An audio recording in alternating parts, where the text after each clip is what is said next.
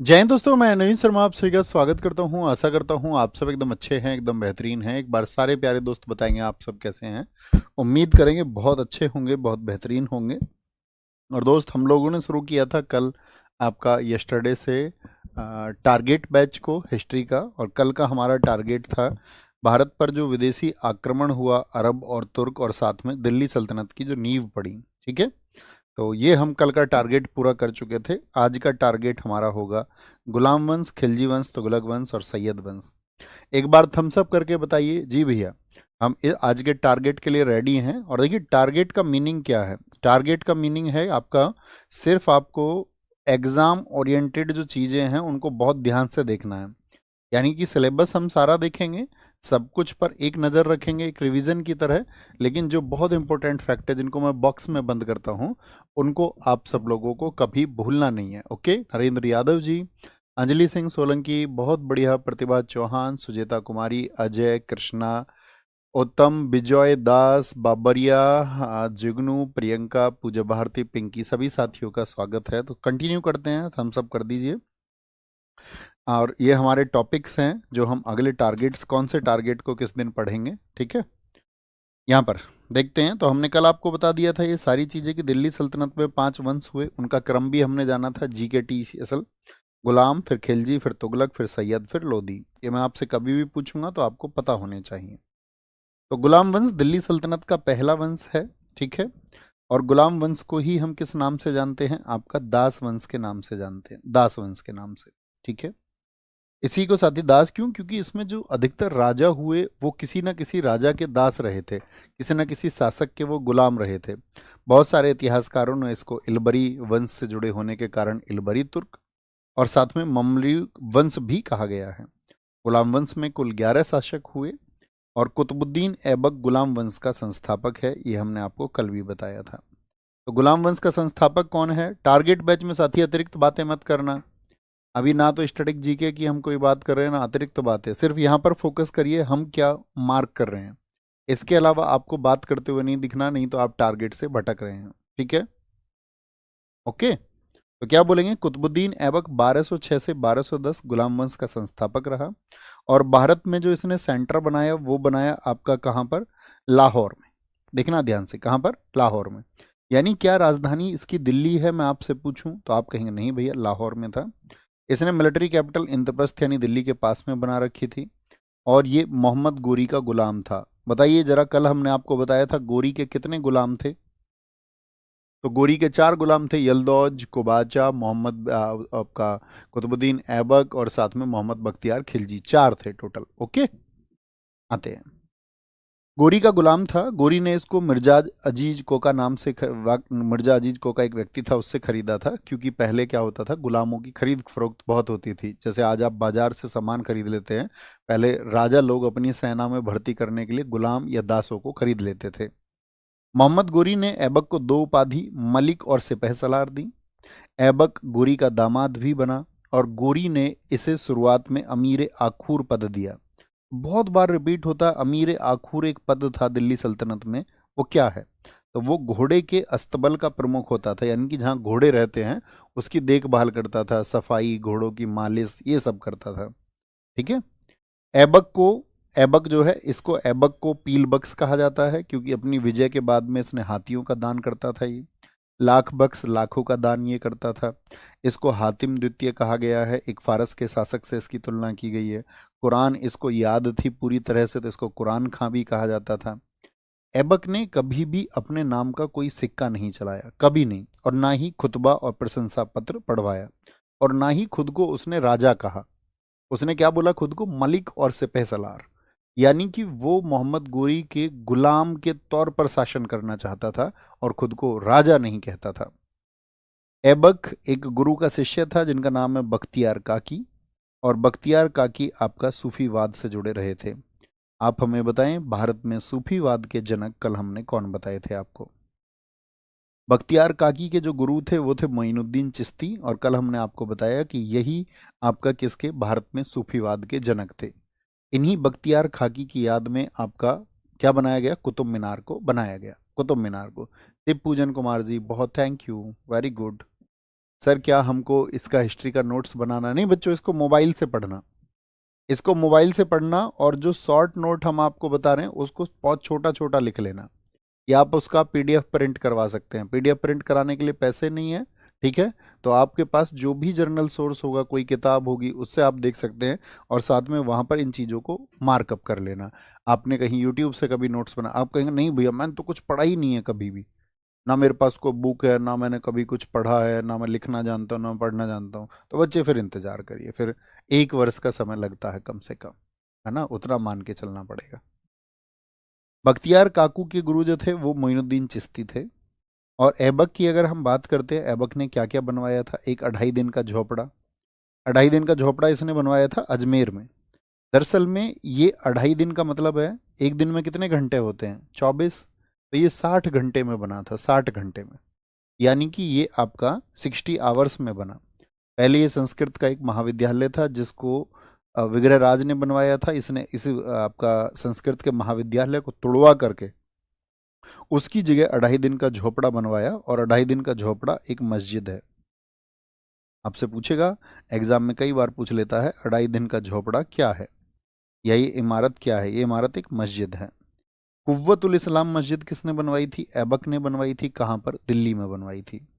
ये तो आप जानते ही हैं, केरल की सबसे पहली मस्जिद खेरामन जुमा मस्जिद है, जो बॉक्स में लिखा हुआ है, ठीक है? कुव्वतुल इस्लाम मस्जिद ये कहाँ पर है? कुतुब मीनार के उत्तर पूर्व में है, और उत्तर भारत की पहली मस्जिद है। नॉर्थ इंडिया की पहली मस्जिद कौन सी है? तो वो कुव्वतुल इस्लाम है। तो किसने बनवाई है? तो यानी कि उत्तर भारत में जब मुस्लिमों का शासन हुआ, जब गुलाम वंश आया, और आपका कुतुबुद्दीन ऐबक पहला शासक था, ठीक है? बेटा आप बात क्यों कर रहे हैं? सारे बच्चे पढ़ रहे हैं, 2-4 बच्चे लगातार कमेंट कर रहे हैं, रिक्वेस्टिंग टू यू बच्चे। इतना समझाने के बावजूद भी, इतना रिक्वेस्ट करने के बावजूद भी, व्हाई नॉट? पीडीएफ पीडीएफ आप शोर कर रहे हैं, पीडीएफ पीडीएफ। मैंने कहा कि आप अगर कल की क्लास नहीं की है तो पहली क्लास को क्रम से देखा करो। पिछले 20-25 दिन से जहां पीडीएफ मिल रही है वहीं पर पीडीएफ मिलेगी। क्लास 1 से जाइए, जिस दिन क्लास 1 शुरू हुई थी। हम आपसे रिक्वेस्ट करते हैं, हम देखते हैं उसमें कि भाई कोई बच्चा कुछ पूछ तो नहीं रहा रिलेटेड, और आपका इस तरह दिखता है तो उस अच्छे बच्चे का भी वो डाउट जो है नहीं दिख पाता है। ओके, समझ गए? उत्तर भारत की पहली मस्जिद। तुम भाई देखा करो इनको, जो बच्चे लगातार सुनते ही नहीं है बात को। कुतुब मीनार का निर्माण शुरू कराया गया। कुतुब मीनार किसकी याद में बनी है बताइए? बख्तियार काकी की याद में। आरती बहन एकदम ठीक है। कुल मंजिल की बात करते हैं तो कितनी है कुतुब मीनार में? कुल मंजिल 5 हैं। पहली मंजिल ऐबक ने बनवानी शुरू की थी। इसका निर्माण कार्य जो कहते हैं पूर्ण कराया। दूसरी, तीसरी और चौथी मंजिल वो इल्तुतमिश ने बनवाई। 5वीं मंजिल बाद में तुगलक वंश का एक शासक हुआ फिरोज शाह तुगलक, इसने इसको मरम्मत कराया था। मरम्मत क्यों कराया था? क्योंकि 1368 में दिल्ली में बिजली गिर गई थी, और उस बिजली की वजह से क्या हुआ, कुतुब मीनार क्षतिग्रस्त हो गई। और बाद में आपका लोधी वंश में एक शासक था सिकंदर लोधी, उसके टाइम पर भी 1505 में एक बार यहाँ पर भूकंप आ गया था दिल्ली में, तब भी कुतुब मीनार में नुकसान पहुंचा था, तब उसने उसको निर्मित कराया था 1505 में। तो ये चारों पांचों फैक्ट बहुत पूछे जाते हैं। कुतुब मीनार की हाइट कितनी है? 73 मीटर है। 1993 में यूनेस्को की विश्व विरासत सूची में शामिल किया गया, ठीक है? गुंबद कला और मेहराब कला का जनक कौन है? आपका कुतुबुद्दीन ऐबक है। भैया ये गुंबद कला क्या होती है? देखिए, प्राचीन इमारतों को आप देखते होंगे तो इस तरह का स्ट्रक्चर आपने देखा है, यस और नो? इस तरह का स्ट्रक्चर बहुत सारी इमारतों पर अगर आपने देखा हो, ऐसा स्ट्रक्चर, और एक आपने इस तरह का स्ट्रक्चर देखा होगा कहीं पर दीवारों पर या एंट्री पर, तो ये गुंबद कला होती है, और इस तरह के डिजाइन को बोलते हैं मेहराब। तो इसका जनक कौन है? इसका जनक है आपका कुतुबुद्दीन ऐबक। कुतुबुद्दीन ऐबक के दरबार में हसन निजामी रहता था, जिसने बुक लिखी है ताजुल मासिर। ताजुल मासिर बाकी नहीं पढ़ना है इसमें, ये तो अतिरिक्त जानकारी है इसकी। ऐबक को ही गुंबद कला और मेहराब कला का जनक कहते हैं, ये हो गया। ऐबक की डेथ हो गई आपका 1210 में। वो घोड़े पर बैठ करके पोलो खेल रहा था, चौगान, ठीक है? पोलो खेल रहा था, घोड़े से वो गिर गया। अब मुझे बताइए, ऐबक का कुल कितने वर्षों का शासन रहा? कब से कब तक का शासन रहा? ठीक है, क्या कहेंगे? तो आप कहेंगे भैया इसका 1206 से 1210 तक शासन रहा। और इसको दफनाया गया कहाँ पर? ऐबक का मकबरा कहाँ पर है? तो ऐबक को दफनाया गया आपका लाहौर में। कहाँ पर दफनाया गया? लाहौर में दफनाया गया। ठीक है, लाहौर में दफनाया गया। ऊपर दिखाओ, ऊपर एक बच्चे ने क्वेश्चन पूछा था। रजिया सुल्तान इल्तुतमिश की बेटी थी। हाँ बिल्कुल, अभी आएगी, धैर्य से पढ़िए थोड़ा, अभी आएंगे थोड़ी देर में। इसके बाद में आपका क्या बोलेंगे, आराम शाह गद्दी पर बैठता है। ठीक है, आराम शाह इसका पुत्र है, 8 माह का इसका शासनकाल रहा, कुल ज्यादा दिन गद्दी पर नहीं रहा। इसके लिए इल्तुतमिश भी गद्दी पर जो है बैठना चाहता था, तो इल्तुतमिश ने इसको एक वॉर में, जूड के युद्ध में हरा दिया। ठीक है, इसमें क्या हुआ, दो पक्ष बने थे, एक दिल्ली के जितने भी सरदार थे वो सब आ गए थे इल्तुतमिश की साइड में, और इल्तुतमिश की साइड में आने की वजह से जूड के युद्ध में क्या हुआ, इल्तुतमिश की विजय हुई। और लाहौर साइड के जितने भी सरदार थे वो आराम शाह के समर्थन में थे, लेकिन आराम शाह क्या होता है, इस युद्ध को हार जाता है। तो विजय किसकी हुई, इल्तुतमिश की। तो फाइनली अगर हम कहें, आराम शाह कुछ दिन ही रहा और इल्तुतमिश गद्दी पर आ गया। इल्तुतमिश जो गद्दी पर आता है, इसका वर्ष और शासनकाल बहुत इंपॉर्टेंट है। कब से कब तक, 1211 से 1236। इसको गुलाम का गुलाम कहा गया। देखिए इस बात का क्या मतलब है, इल्तुतमिश किसी का गुलाम था, तो आप कहेंगे हाँ जी ये ऐबक का गुलाम था, और ऐबक खुद गुलाम था किसका बताइए, मोहम्मद गोरी का। तो हुआ ना ये गुलाम का गुलाम, आप कहेंगे हाँ जी। इलबरी वंश से इसका संबंध था, ये तुर्क था। तुर्क कौन आया था भारत में, याद है, अल्पतगीन, सुबक्तगीन और आपका गजनवी। हाँ जी भी है। इसकी उपाधि थी अमीर उल उमरा, इसका टाइटल था। इसके पिता का नाम ईलम खां था। इसने राजधानी बनाई दिल्ली। हमको फोकस करना है इस बात पर। मुझे बताओ ऐबक की राजधानी कहाँ पर थी, लाहौर में। तो पूछा जाता है इल्तुतमिश ने राजधानी कहाँ स्थापित कर दी थी, दिल्ली में। इसीलिए इल्तुतमिश को दिल्ली में सल्तनत काल का वास्तविक संस्थापक कहा जाता है। कभी भी पूछेगा दिल्ली का वास्तविक संस्थापक, ठीक है, गुलाम वंश का तो कौन था, इल्तुतमिश। इसने अपने शासन को और क्षेत्र को बढ़ाया। ये साथी बदायूं जीता इसने, और ये पहले क्या होता था, ये पहले बदायूं का गवर्नर होता था। गवर्नर का मतलब है बहुत सारे सेनापतियों को गवर्नर बनाया जाता था वहां का शासन संभालने के लिए। इल्तुतमिश ने इक्ता प्रथा चलाई। ये उत्तर भारत में किसने चलाई थी, आपको पता होगा, काशिम के समय पर। और इल्तुतमिश ने इसको दिल्ली तक के क्षेत्र में चलाया। इक्ता का मतलब क्या है, लिखिए। अगर मैं बोलूं इक्ता का अर्थ, आप एक एक एक शब्द में बताइए, तो कौन सा एक शब्द आप लिखना चाहेंगे। तुर्क ए चहलगानी, इसने 40 जबरदस्त सरदारों का एक ग्रुप बनाया ताकि उसकी मजबूती रहे, और उस समय के जो प्रभावशाली लोग थे उनका एक गुट बना लिया ताकि उसको कोई दिक्कत नहीं आए। आगरा में इसने न्याय का घंटा लगवाया। इल्तुतमिश के समय की जो भी हिस्ट्री है वो तारीख ए फिरोज शाही में लिखी गई है। इसमें तारीख ए फिरोज शाही में, और जिसका लेखक है बर्नी। खलीफा से खिलहत प्राप्त करने वाला पहला सुल्तान बना। भैया ये खलीफा तो आप जानते ही हैं, इस्लाम जगत का सर्वोच्च पद था। तो खिलहत का क्या मीनिंग है, खिलहत का मीनिंग है आपका, खिलहत का मीनिंग है कि उसको प्रशंसा पत्र मिला। प्रशंसा पत्र मिला, बहुत बढ़िया। राधा चौहान जी सबसे पहले आंसर देते हुए। जमीन, जमीन। मैं कह रहा हूं एक शब्द लिखना है, एक शब्द। तो बहुत सारे लोगों ने तो 5-6 शब्द लिख दिए हैं। चलो ठीक है, कोई दिक्कत नहीं है। वेतन की जगह जमीन, जमीन का टुकड़ा, जमीन लिखा है कई साथियों ने, बहुत बढ़िया। ओके, तो खलीफा से खिलहत प्राप्त करने वाला पहला सुल्तान की भाई मुझे प्रशंसा पत्र दो, एप्रिसिएशन लेटर, जैसे आज कंपनीज देती हैं ग्रोथ का। यहां पर तराइन का तीसरा युद्ध इंपॉर्टेंट है। तराइन का तीसरा युद्ध ये हुआ 1215-16 में। यलदौज, बताइए क्या यलदौज एक गुलाम था, यलदौज एक गुलाम था मोहम्मद गोरी का, और वहां पर शासन मिल गया था ऐबक को। आप सबको पता होगा ऐबक ने रिश्तेदारी कर ली थी यलदौज से। लेकिन जब ऐबक गद्दी पर नहीं रहा, तो उसके बाद में जब इल्तुतमिश गद्दी पर आया तो अपने अधिकार को दर्शाया यलदौज ने कि भाई गौरी के वंशज तो हम हैं। यानी कि वंशज का मतलब क्या है, वंशज से मतलब क्या है कि उसके जो उत्तराधिकारी हैं, सेनापति हैं, वो तो हम हैं। तो इस तरह से इन दोनों के बीच में वॉर हो गया, और जिसमें इल्तुतमिश की जीत हुई। 1217 में इल्तुतमिश ने लाहौर पर नियंत्रण किया। लाहौर पर वो कंट्रोल कर लेता है। ठीक है, देखिए अक्सर क्या होते हैं, राजधानी अपनी बदलते रहते थे। राजधानी मतलब ये अपने क्षेत्र के हिसाब से रखते थे। जैसे किसी राजा का क्षेत्र यहाँ था तो वो राजधानी रखता था इधर। अब किसी राजा का क्षेत्र हो जाए इतना बड़ा तो वो राजा राजधानी कहाँ पर रखेगा, सेंटर में। तो अक्सर राजधानी ये बदलते रहते थे। ठीक है, राजधानी बदलते रहते थे। मंगोलों का आक्रमण इसके टाइम पर हुआ, मंगोलों का आक्रमण। और मंगोल आक्रमण बहुत इंपॉर्टेंट टॉपिक है। क्यों? क्योंकि देखिए मंगोल से मतलब क्या है, मंगोलिया क्षेत्र आप आज देखते हैं, ये आज का भारत है। और भारत से ऊपर अगर हम बात करें इस क्षेत्र में मंगोल क्षेत्र था। और यहाँ पर एक आक्रमणकारी था चंगेज खान, जिसने दुनिया में बहुत तबाही मचाई। रोज वो साथी हजारों लोगों को मारता था। तो उसका विरोधी जो शासक था आपका, वो भाग करके आ जाता है भारत। ठीक है, भारत की तरफ। और उसके पीछे पीछे आपका आता है कौन? चंगेज खान की सेना। तो वो आकर के इल्तुतमिश से मदद लगाता है कि मुझे आपका मंगोलों के खिलाफ जो है, उसका नाम है जियाउद्दीन मकबरनी। तो मकबरनी आया इल्तुतमिश के दरबार में कि भाई मेरी हेल्प करो।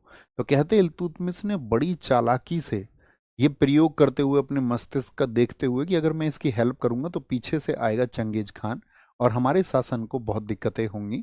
तो क्यों ना ऐसा करूं कि मैं इस मकबरनी का ही कत्ल करा दूं। तो जो आपका पनाह मांगने आया हुआ था, शरण मांगने हुआ आया था, उस आपका जलालुद्दीन मकबरनी का ही कत्ल करा दिया। और इस तरह से कहते हैं उसने अपने साम्राज्य को बचा लिया। चंगेज खान बहुत प्रभावशाली शासक था। इसने भारत के करीब में ईरान यानी ट्रांसक्सियाना पर विजय पाई थी 1219 में। और इसकी डेथ हुई थी 1227 में। इल्तुतमिश ने बंगाल भी जीता और बिहार का सूबेदार इसने अलाउद्दीन जानी को नियुक्त किया था। 1232 में इसने ग्वालियर, देखिए एमपी तक पहुंच गया इल्तुतमिश, एमपी तक। सुल्तानगढ़ी का मकबरा बनवाया इसने। सुल्तानगढ़ी का मकबरा यहाँ देखिए, सुल्तानगढ़ी का मकबरा इसके बेटे का नाम था नसरुद्दीन महमूद, उसकी याद में इसने बनवाया। और ये भारत का पहला टॉम्ब है। मकबरा तो समझते होंगे ना, जैसे कि हिंदुओं में क्या होता है, समाधि होती है, ऐसे ही आपका मुस्लिमों में क्या होता है, आपका इस्लाम में क्या होता है, कब्र होती है, कब्र। और उस कब्र पर यदि कोई आप स्ट्रक्चर बनवा देंगे तो उसको बोलते हैं क्या, मकबरा बोला जाता है, मकबरा। ठीक है। इसने जीतल, तांबा, टंका और चांदी के सिक्के जारी किए। 175 ग्रेन और आपका 175 ग्रेन यानी लगभग 11 ग्राम का सिक्का था। बहुत पूछा जाता है कि जीतल किसने जारी किया था, टंका नाम की मुद्रा किसने जारी की थी। इसने सिक्कों पर टकसाल का नाम लिखवाया। देखिए आज भारत में कितनी टकसाल है, हम आपसे पूछें तो आप कहेंगे भैया आज भारत में 4 टकसालें हैं। आपका हैदराबाद में है, मुंबई में है, कलकत्ता में है और नोएडा में है, जहां पर सिक्के ढाले जाते हैं। तो उन सिक्कों पर भी एक साइन बनाया जाता है कि कौन सा किस टकसाल का है। तो ये लिखवाता था टकसाल, यानी कि मिंट का नाम लिखवाता था, मिंट का नाम, मिंट का नाम। ठीक है। देखिए दोस्त, कोई चीज़ आपको, किसी बच्चे को यदि समझ में नहीं आती है तो आप इंटरनेट के युग में है, उसको थोड़ा सीखा करिए, है ना। ऐसा नहीं सर जी राजधानी क्यों बनाई जाती थी, तो ये आपके सोचने का विषय है। अब ये नहीं सोच सकते, आप पूछेंगे कक्षा में कि राजधानी क्या होती है, तो हमको तो बड़ा खराब लगेगा कि आप एसएससी का एग्जाम करने के तैयार कैसे होंगे, कैसे क्रैक करोगे। अभी हमने बताया है तुरंत। Okay boss. दीपक यादव जी एकदम सही आंसर है, बहुत शाबाश, विजयी भव। अतारकीन का दरवाजा ये साथी जोधपुर में इल्तुतमिश ने बनवाया। इल्तुतमिश का दरबारी कवि है मिनहाज उस सिराज, बहुत इंपॉर्टेंट है। इसकी किताब एसएससी बार बार रिपीट करता है, इवन सीजीएल मेंस 2022-23 दोनों में रिपीट हुई है कि मिनहाज उस सिराज ने कौन सी पुस्तक को लिखा है। और मैच मेकिंग में भी साथी ये आती है। तो इल्तुतमिश का मकबरा दिल्ली में इल्तुतमिश ने खुद ने बनवाया था। 1236 में इसकी डेथ हुई। इसने इल्तुतमिश को पूरा, किसने, कुतुब मीनार को पूरा करवाया। अब देखिए कुतुब मीनार को पूरा करवाया, तो मैं आपसे पूछूं कुतुब मीनार को शुरू किसने करवाया था, शुरू किसने करवाया था, तो ऐबक ने। यहाँ देखिए ध्यान से। अब ये मिनहाज उस सिराज चूंकि इल्तुतमिश के समय था, तो इल्तुतमिश की बेटी का नाम रजिया सुल्तान है, तो इसने इन दोनों के बारे में खूब लिखा है। जैसे कि स्टेटमेंट एक बार पूछा गया था डीएसएसबी के एग्जाम में कि रजिया सुल्तान यदि महिला ना होती तो उसका नाम भारतीय इतिहास के बहुत अच्छे शासकों में लिया जाता। ये कथन किसने कहा है, तो आप समझना उस समय के सारे कथन इल्तुतमिश और रजिया के समय किसने कहे हैं, मिनहाज उस सिराज ने कहे हैं। ठीक है, मिनहाज उस सिराज ने। तो डेथ हो जाती है 1236 में।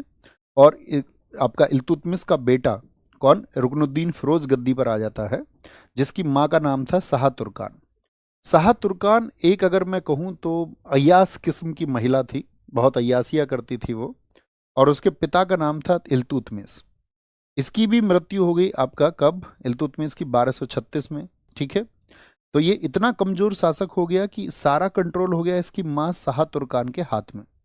तो लोगों को ये पसंद नहीं आ रहा था कि भाई एक महिला के हाथ में कंट्रोल कैसे आ गया। तो इसके समय के जितने भी प्रांतीय इक्तादार थे, प्रांतीय इक्तादार का मतलब प्रोविंशियल, जिनको जमीनें मिली हुई थी, इक्ता मिला हुआ था, इन सब ने इसका विरोध किया और इसी का फायदा उठाया इल्तुतमिश की बेटी रजिया सुल्तान ने।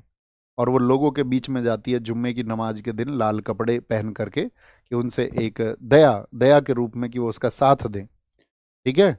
और वो जाकर के वहाँ बोलती है कि भाई शासन में आज क्या चल रहा है, शाह तुर्कान क्या कर रही है, क्या हम लोगों को अपने अधिकार नहीं पाने चाहिए।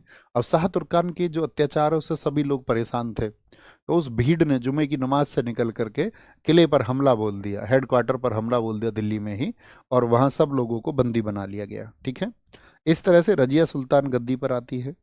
रजिया सुल्तान बहुत इंपॉर्टेंट है कि उसका शासन कितने वर्षों का है। देखिए, रजिया सुल्तान 4 वर्ष तक शासिका रही। तुर्की इतिहास की पहली मुस्लिम शासिका है, इससे पहले कोई नहीं रही। इसके पिता का नाम इल्तुतमिश था, माता का नाम कुतुबी बेगम था। रजिया कुल्हा और चोगा पहनती थी। कुल्हा का मतलब क्या है आपका, चोगा होती थी, साथ ही उसकी टोपी। कुल्हा मतलब होता है आपका एक लंबा, सॉरी, कुल्हा मतलब एक टोपी होती थी, हैट हैट पहनती थी। और चोगा मतलब एक लंबा कोट धारण करती थी, यानी कि महिलाएं जिस तरह के कपड़े उस समय पे पहनती थी उसने इनको त्याग दिया। ठीक। रजिया ने काले गुलाम याकूत को अमीर आखुर नियुक्त किया। अमीर आखुर किस विभाग से था बताइए? अस्तवल विभाग से। और बाद में इसको बनाया अमीर हाजिब। अब चूंकि अच्छा शासन चला रही थी, रॉयल मैनेजर इसका था काला गुलाम, यानी कि अब्सिनियाई गुलाम था, हब्सी गुलाम था एक। तो लोगों ने इसके बारे में आपका बहुत सारी जो है मतलब बोलते हैं ना, खराब मैसेजेस, खराब संदेश इसके बारे में प्रचारित करने शुरू कर दिए।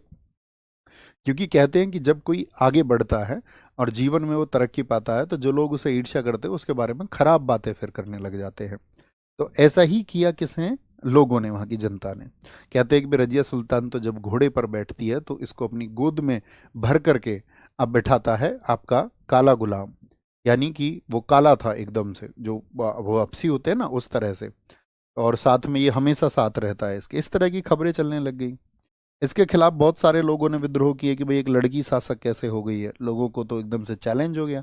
आज भी लड़कियां यदि आगे बढ़ती हैं तो बहुत सारे पुरुष वर्ग को तो आज भी स्वीकार नहीं होता। कबीर खां एयाज पहला व्यक्ति था जिसने विद्रोह किया। एतकीन, ये अमीर हाजिब था, ये भी एक मैनेजर था। अल्तुनिया का विद्रोह आपको याद रखना है।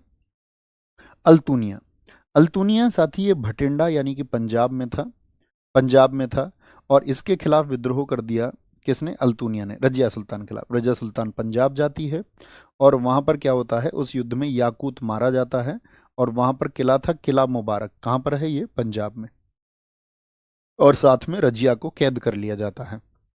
अब रजिया तो कैद हो गई, रजिया तो कैद हो गई। इधर क्या था मुझे बताएं, तुर्क के चहलगानी में कितने सरदार थे? इल्तुतमिश के 40 सरदार, और वो सभी चाहते थे रजिया गद्दी से हटे। तो उन्होंने दिल्ली में जश्न मनाया। उन्हीं 40 सरदारों में से एक है अल्तुनिया, लेकिन इसको जश्न में नहीं बुलाया। रजिया ने इससे कहा, पगले हैं, तूने हमको कैद किया है और वो उधर तेरे दोस्त पार्टी कर रहे हैं, तुझको पार्टी तक में नहीं बुलाया है। इससे अच्छा है, देख हम खूबसूरत हैं, तुम हमसे शादी कर लो, हम दिल्ली की सुल्ताना वैसे ही हैं, तुम दिल्ली के राजा खुद बन जाओगे, क्यों कैद में करना है। आंख वाँख मार दी इसकी तरफ। अब ये पिघल गया अल्तुनिया। इसने कहा यार अच्छा ऑफर है, इससे अच्छा ऑफर क्या होगा। यही तो कह रही है भाई, क्यों युद्ध वुद्ध लड़ने, जो सीधे शादी करके राजा बना जा सकता है। तो वो मान गया। वापस पहुंचा तो उधर उन सारे सरदारों ने इकट्ठा एक गुट बनाया, इनको वापस दौड़ाया। ये दिल्ली से गए, दिल्ली से वापस दौड़े और मारे गए। कहने का मतलब है दोनों ही मारे जाते हैं इसमें, कैथल के पास में। इसकी जगह इल्तुतमिश का जो तीसरा बेटा था बहराम शाह, जब रजिया सुल्तान की डेथ हो जाती है 1340 में, सॉरी 1240 में, हत्या कर दी गई उसके पीछे जो सेना आई, तो उसके तीसरे पुत्र बहराम शाह को शासक घोषित किया गया। एक नया पद बनाया गया, नायाब मुमलिकात। ये पीएम का पद होता था उस टाइम पे, प्राइम मिनिस्टर का पद। इसका वजीर बनाया गया मुहाजुद्दीन को, उसकी भी हत्या हो गई। इसके समय भी एक मंगोल आक्रमण हुआ। 1240 में रजिया की हत्या हो चुकी थी। मिनहाज उस राज कहता है उसकी कमी सिर्फ औरत होना था, नहीं तो वो एक अच्छे मैनेजमेंट को जानते थी, उसने अच्छा शासन चलाया था। लेकिन उसका स्त्री होना उस समय के लोगों को नहीं गुजारा हुआ, नहीं गुजारा हुआ। ठीक है। तो बहराम शाह आया इसके बाद गद्दी पर। बहराम शाह ये इल्तुतमिश का ही पुत्र था, रजिया का भाई था। लोगों ने रजिया को गद्दी से हटाया उसकी डेथ के बाद में। जब डेथ हो गई उसकी तो फिर इसको बनाया। इसने अपना नायाब मुमलिकात एतगीन को नियुक्त किया, लेकिन इसने एतगीन की हत्या करा दी। क्यों? एतगीन इतना जबरदस्त आदमी था, उसको लगता था कि बहराम शाह के साथ यदि 2 हाथी चल रहे हैं तो मेरे साथ 4 हाथी चलने चाहिए। उसके दरबार पे 10 सुरक्षाकर्मी है तो मेरे पे 20 रहने चाहिए, क्योंकि ये पीएम था, नायाब मुमलिकात था। इसके इस ड्रामे को देखते हुए इसने कहा अच्छा हमसे ज़्यादा नंबर तुम बनाओगे, तो बहराम शाह ने एतगीन की हत्या करवा दी थी। इसके समय पर ही मंगोलों का आक्रमण हुआ। फिर मसूद शाह आ जाता है, ये रुकनुद्दीन फिरोज का बेटा था। किसलू खां ने गद्दी प्राप्त करने में इसको सहायता करी कि बेटा तुम गद्दी पे बैठो, हम तुम्हारी मदद करेंगे। वास्तविक शक्ति जो थी यहाँ पर मुहाजिबुद्दीन के हाथ में रही। और इसी समय पर एक व्यक्ति था जो अमीर हाजिब था। अमीर हाजिब का क्या मतलब होता है? रॉयल मैनेजर, शाही प्रबंधक, जो आपका शाही प्रबंध देखता था कि भाई फैमिली कैसे रहेगी, उसकी सुरक्षा कैसे होगी, फैमिली के खाने के लिए कौन कौन सी चीजें होंगी। ठीक है। तो क्या बोलेंगे? मसूद शाह। देखो एक बच्चा पूछ रहा है रजिया का हस्बैंड कौन था सर?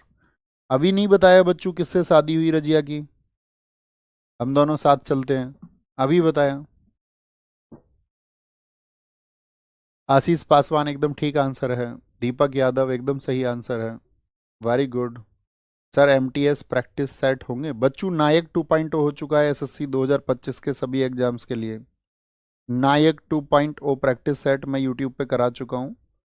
प्रैक्टिस सेट मैं ऐसा बिल्कुल नहीं कर सकता कि आपका एग्ज़ाम आए, ठीक है, और अलग से हम जब तुम नायक 2.0 प्रैक्टिस सेट कर लोगे सारे, इसमें हमने 30 क्लासेस कराई हैं। यूट्यूब पर आप इसको सर्च कर सकते हैं।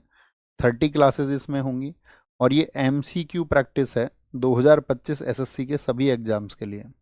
2025 के लिए जब आपका एमटीएस का एग्ज़ाम आएगा, एमटीएस की डेट आएगी, तो हमने एक प्रॉमिस किया था। देखिए नायक 2.0 सीजीएल वाले सारे साथी, एमटीएस वाले भी ज्वाइन कर चुके होंगे, अगर कर चुके होंगे तो एमटीएस वाले सारे साथी, सीएचएसएल वाले सारे साथी जिनका नेक्स्ट ईयर का सीपीओ होगा, एंड अदर एसएससी, चाहे सिलेक्शन पोस्ट हो आपका, ठीक है, बाकी स्टेनो हो चाहे आपका, या आपका वहाँ पर आपको जेई देना है। एक ही एमटीएस अभी क्योंकि टाइम है, तो यहाँ पर तो इन चीज़ों के लिए तो आप इसको कर लीजिए। एमटीएस के लिए जो डेडिकेटेड 15 क्लास लास्ट ईयर जैसे मैंने कराई थी 15 क्लासेस, तो उस तरह की 15 क्लासेस का कुछ सोच लेंगे, वो हम करा सकते हैं आपको। ओके, थम्स अप करिए, ठीक रहेगा ना? लेकिन उसके लिए ज़रूरी है कि नायक 2.0 प्रैक्टिस सेट आप कर चुके हों। इतने आप कर लीजिए, एग्जाम टाइम पर आप करेंगे उसको। तो बलबन एक रॉयल मैनेजर बना था किसके टाइम पर? मसूद शाह के टाइम पर। और फिर मसूद शाह के बाद में इल्तुतमिश का एक और बेटा आया, नसरुद्दीन महमूद। ज़्यादातर इल्तुतमिश के बेटे थे। बहुत बड़ा परिवार था। 1246 से 1266। इसको सल्तनत काल का औरंगजेब कहते हैं। भैया औरंगजेब से इसकी तुलना क्यों कर रहे हैं? क्योंकि दोस्त औरंगजेब क्या था कि अपने खुद के ऊपर शासन का पैसा खर्च नहीं करता था। टोपी सीकर जीवन व्यतीत करता था। आपका कुरान की आयतें लिख करके उनको सेल करता था, इस तरह से। तो ये सल्तनत काल का औरंगजेब था, यानी इसका खुद का खर्चा नहीं था। टोपी सीकर जीवन व्यतीत करता था। इसके टाइम पर नायाब मुमलिकात बना बलबन। तो बलबन धीरे धीरे तरक्की कर रहा है। अब पीएम की पोस्ट उसको मिल गई है, पीएम का पोस्ट होता था उस टाइम पे। और साथ में महमूद बलबन का दामाद था। अपनी बेटी की शादी भी बलबन ने राजा से करा दी।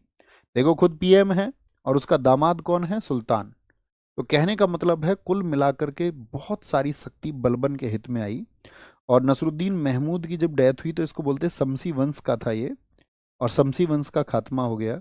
और प्रथम इलबरी वंश जो था आपका, उसका खात्मा हो गया। तो बलबन गद्दी पर आता है इसके बाद में। और बलबन का शासनकाल आपको याद रखना है। बलबन कहीं कहीं इसके बारे में 1265 लिखा रहता है, लेकिन 1266 एकदम से सही डेट है। वास्तविक नाम इसका बहाउद्दीन है। इसकी उपाधि जो थी इसके दामाद ने उलूग खां दी थी इसको।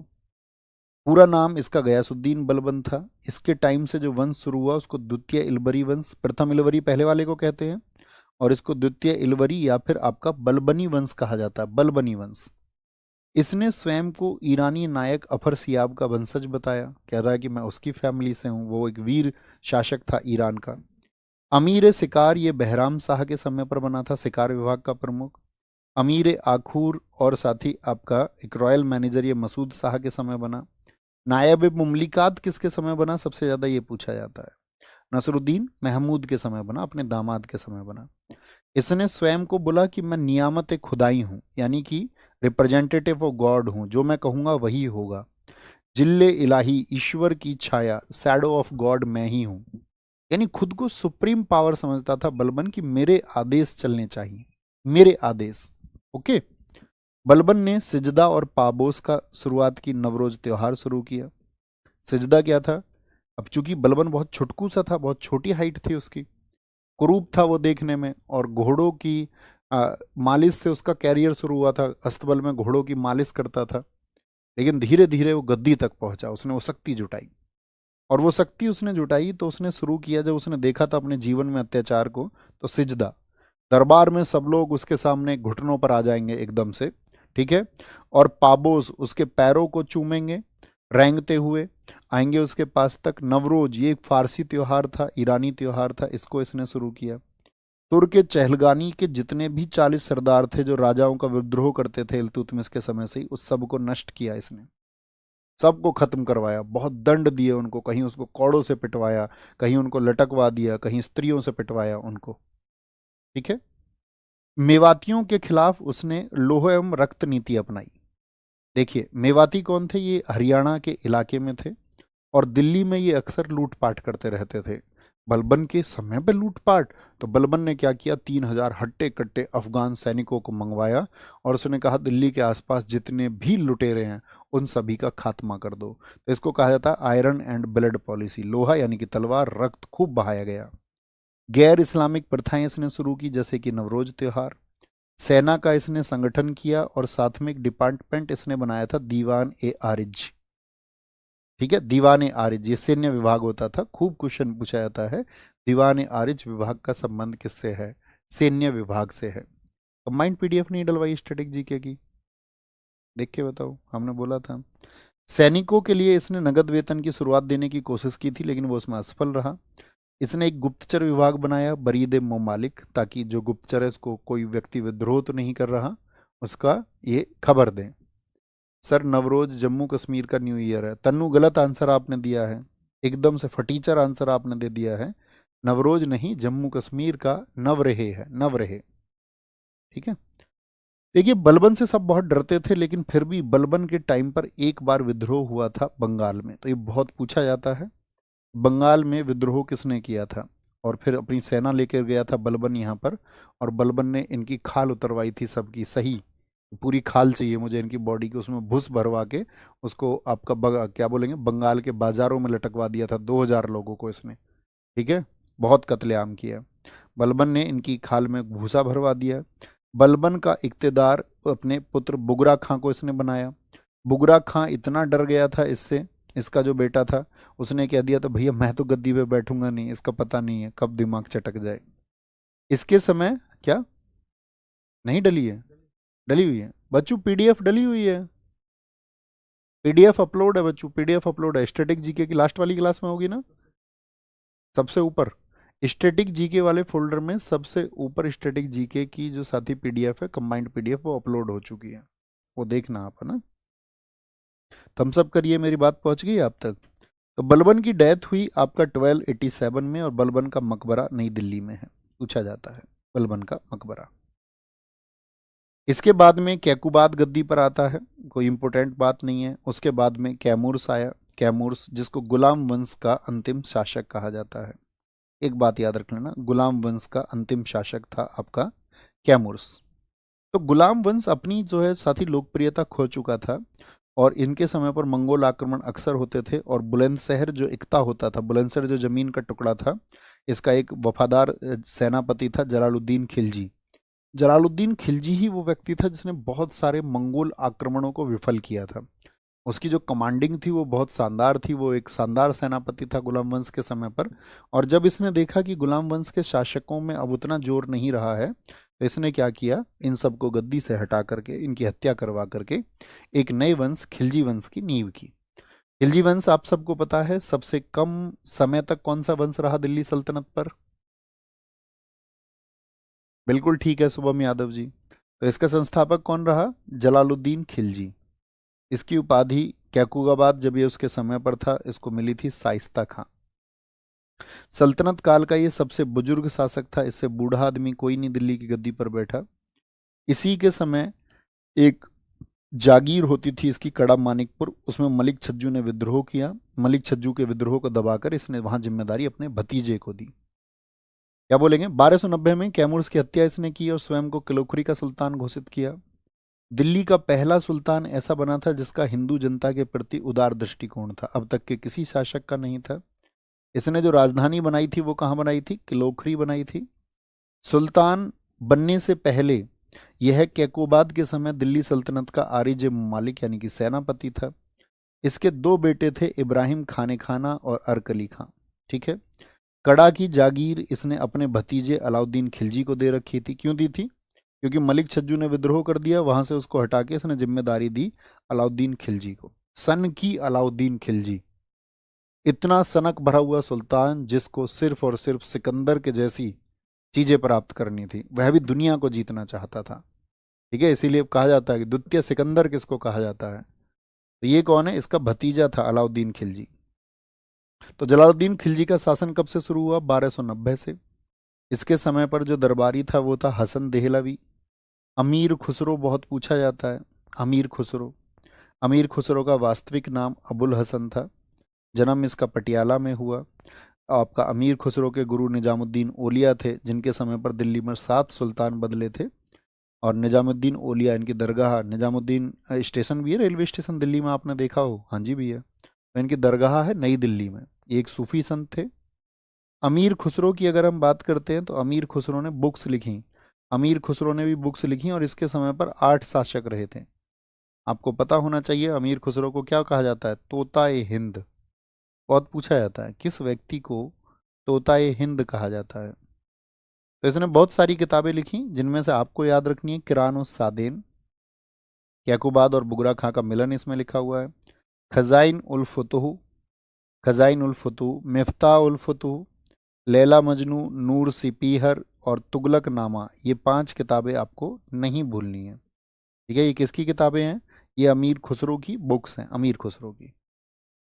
इसने 8 सुल्तानों का दरबार देखा था। इसकी उपाधि तोताए हिंद थी। इसको अलाउद्दीन खिलजी ने ये कहा था। यह खड़ी बोली हिंदी का प्रयोग इसने भारत में शुरू किया। खड़ी बोली का मतलब जो एनसीआर के आसपास बोली जाती है। ठीक है। कव्वाली, गजल, पहेली, सितार, तबला, यानी कव्वाली जो ग्रुप में बैठ के गाते हैं, गजल, चिट्ठी ना कोई संदेश, जाने को वो कौन सा देश जहां तुम चले गए, वो इनकी नहीं है लेकिन उसको गजल कहते हैं। पहेली, सितार जो भारत में है, तबला भारत में जो है, इस सब के जनक कौन है? तो इस सब के जनक है अमीर खुसरो। अमीर खुसरो तो किस टाइम पे आ गए थे अमीर खुसरो? भैया आपका ये मुख्य चर्चित रहे जलालुद्दीन खिलजी के समय। हालांकि इनको दरबार में लाने का जो श्रेय दिया जाता है वो कहा जाता है कि बलबन के भतीजे में लेके आया था। सर मैं ध्यान से इसको पढ़ता हूँ, चीज़ें अच्छे से समझ में आ रही हैं, मैं एक बार पढ़ चुका हूँ। अच्छी बात है दोस्त, very good, very good. Mikel, Mikel नाम है तुम्हारा, माइकल नाम है। अच्छी बात है ये तो। 1296 में जलालुद्दीन खिलजी की हत्या अलाउद्दीन खिलजी ने करा दी। क्यों? क्योंकि उसको तो देखो इसने जागीर दे दी थी कौन सी? कड़ा मानिकपुर। वहां से इसने सोचा कि यार मैं दिल्ली की गद्दी कैसे हथियाऊं। अब दिल्ली की गद्दी हथियाने के लिए तो पैसा चाहिए। तो वो पैसा इसने देखा साउथ में एक जगह थी देवगिरी। तो इसने सोचा मैं देवगिरी को कंट्रोल करूंगा तो वहां से बहुत पैसा मिल जाएगा। तो ये कहता गया पूरे साउथ तक, यहाँ उत्तर भारत से लेकर के, उत्तर भारत से दक्षिण भारत में महाराष्ट्र तक जब ये गया तो ये कहता हुआ गया कि मेरे चाचा ने मुझको धोखा दे दिया है, मैं उसका साथ छोड़ रहा हूँ। तो इसको रास्ते में किसी ने परेशान नहीं किया। तो वहाँ देवगिरी महाराष्ट्र में शासक था रामचंद्र देव। वहाँ वो आपका उसका जो बेटा था उसका नाम था सिंगन। 8,000 की सेना लेकर के गया अलाउद्दीन खिलजी और कमांडर नुसरत खां को, और जाकर के इसने देवगिरी पर कंट्रोल कर लिया। बहुत सोना वहां से पाया। वापस आया जैसे ही तो जलालुद्दीन खिलजी को खबर मिली कि मेरा भतीजा तो दक्षिण में विजय प्राप्त करके आ रहा है। लेकिन उसे क्या पता था, चाचा जान से मिलने के लिए उसने क्या किया? चाचा जान से मिलने के बाद में चाचा जान की हत्या करवा दी। चाचा जान इतना पागल था, सब उससे कह रहे थे तुम सुरक्षा लेके जाओ, उसका कोई भरोसा नहीं। उसने कहा नहीं, मेरा प्यारा भतीजा है। उसने अपनी बेटी की शादी भी कराई थी इससे। ये दामाद भी था उसका, उसका भतीजा भी था। और क्या हुआ फिर इसकी? आप कहोगे कि भैया इसने हत्या करा दी, और अलाउद्दीन खिलजी ने उठा करके मरे शासक के सिर से उठा करके ताज अपने सिर पर रख लिया 1296 में। इसके बाद ये गद्दी पर बैठा। इसके समय की प्रमुख घटनाएं कौन कौन सी थी? एक तो मलिक छज्जू का विद्रोह था, रणथंबोर का अभियान था 1291 का, जलालुद्दीन खिलजी का समय है ना ये, हाँ जी। मंगोलों का आक्रमण था 1292 का। सिद्दी मोला सूफी संत को सुल्तान की हत्या के षड्यंत्र रचने की संभावना के कारण मृत्युदंड दे दिया गया। देखिए, जलालुद्दीन खिलजी जो था उसको कहा जाता है कि वो जनरली नाराज नहीं होता था किसी से, और उसने किसी को परेशान नहीं किया।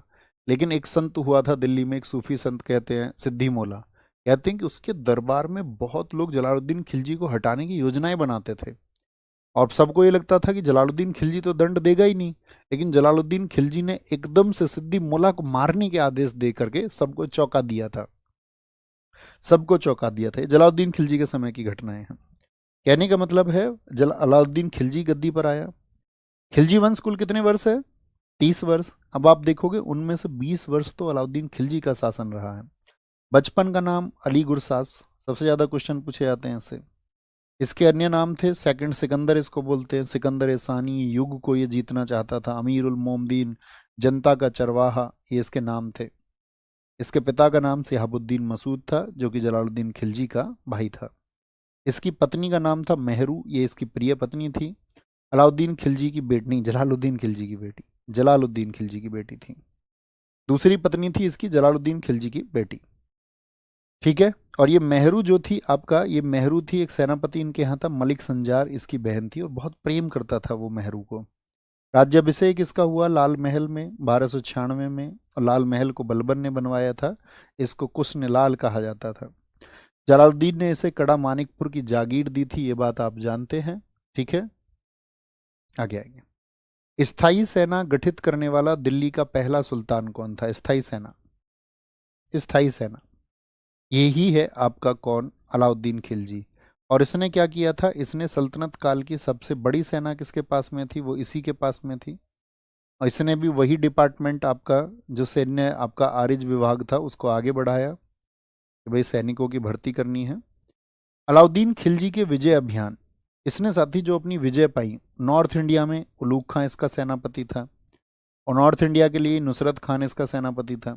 साउथ में जो इसने विजय पाई मलिक काफूर, तो सबसे ज्यादा नाम पूछा जाता है मलिक काफूर का, कि साउथ की उसकी विजय। मंगोलों का आक्रमण के लिए जो उसका सेनापति था वो था जफर खान।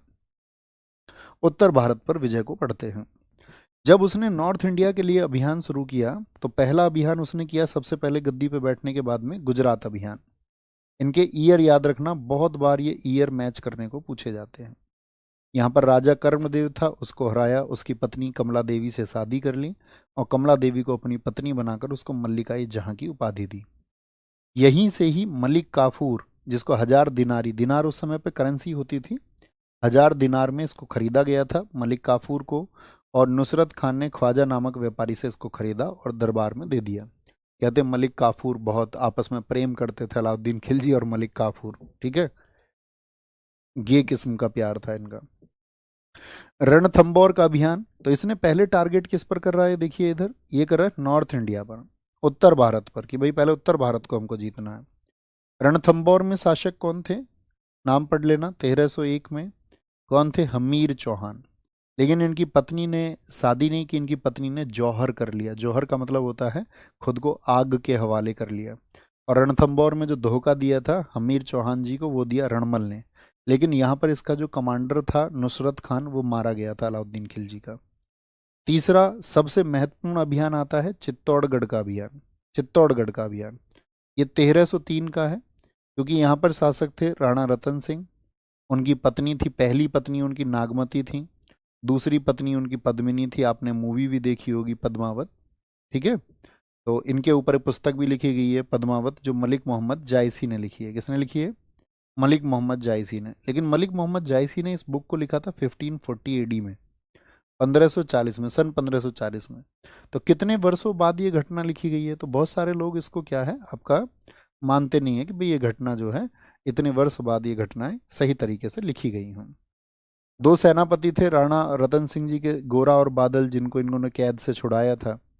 तो बहुत सारी चालाकियाँ की यहाँ पर भी। आपका अलाउद्दीन खिलजी ने रतन सिंह जी को कैद कर लिया था, गोरा और बादल ने आज़ाद कराया, और बाद में क्या बोलते हैं कि वो रानी पद्मिनी को पाना चाहता था, ऐसा बोला जाता है कि उनके लिए अटैक किया, लेकिन रानी पद्मिनी ने क्या किया था, हजारों स्त्रियों के साथ में इन्होंने भी खुद को जौहर जौहर में आपका कि मतलब कि खुद को समर्पित कर दिया, खुद को आग के हवाले कर दिया था, आग के हवाले। तो ये वो हिंदुस्तानी साथी महिलाओं के प्रतीक हैं इतिहास में हमारे, जो हमको ये दर्शाती हैं कि भाई अपने पति के लिए कितनी पतिव्रता ये स्त्री रहीं, कितनी पतिव्रता रहीं।